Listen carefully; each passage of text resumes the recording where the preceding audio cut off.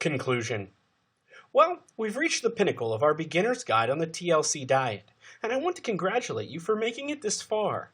In this final part, we will be summarizing the main points we have covered so far, and hopefully put to ease any questions or doubts you may have. Tips to start today.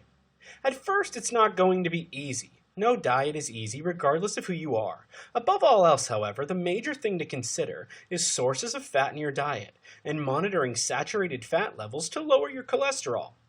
While this seems difficult, after about a week or so, you'll start to pick up on the routine, and before you know it, the TLC diet will naturally become a part of your lifestyle. Here's a little bit of advice for you. Put some time and effort into making your meals. You may even want to enroll in a nice yoga class. There may be one going on right now in your area.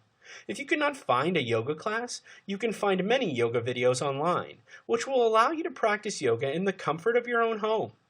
Also, it may help if you have a nice support system going on. The more friends you have that will take part in this diet with you, the better off you're going to be.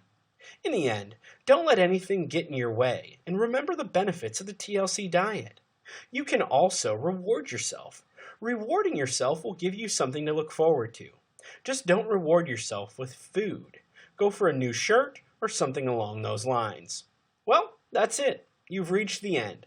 Wish you all the best in your journey to reduce your cholesterol levels by following the TLC diet.